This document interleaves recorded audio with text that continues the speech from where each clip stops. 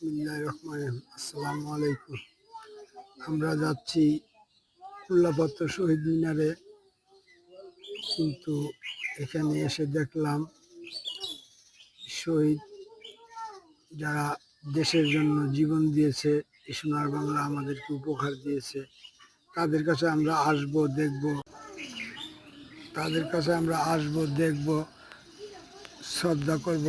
এটাই তো বর্তমানে আমাদের পাওনা। কিন্তু এইখানে এসে যা দেখলাম, এই শহীদদের কবরের পাশে নারী পুরুষ সব একসাথেই আসা যাওয়া। কবরে তো নারীরা আসা নিষেধ, কিন্তু এটা যদি একটা সুরক্ষা ব্যবস্থা করা যেত সবচেয়ে ভালো হতো। কিন্তু এইগুলো সব শহীদের তালিকা, নামের তালিকা। সবার দৃষ্টি আকর্ষণ করছি এখানে যেন এই সুন্দর একটা পরিবেশ তৈরি করা, কবর থেকে যেমন নারীরা অনেক দূরে থেকে হ্যাঁ জেরাত করতে পারে, ওইরকম ব্যবস্থা যেন করা হয়। আসসালামু আলাইকুম।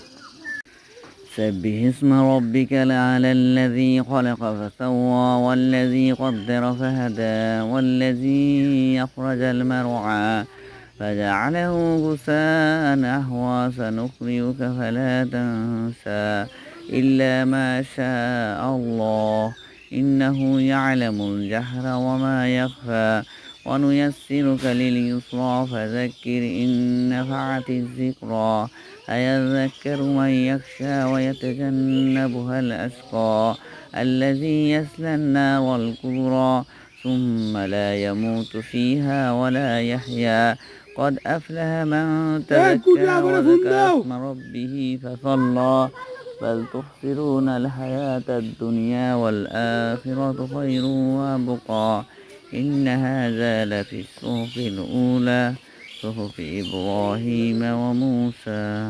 প্রিয় দর্শক, এখানে যেই লাশগুলো দেখতেছেন, খবরগুলোর পাশেই তাদের নামগুলো লেখা আছে। সবাই পড়ে দেখবেন।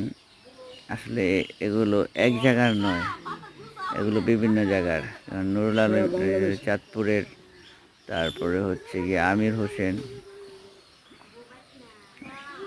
তারপরে যে কিছু কবর আছে তাদের অজ্ঞাত হিসাবে 2 জন কবরস্থাকে পাওয়া গেছে, তাদের পরিচয় জানা যায়নি।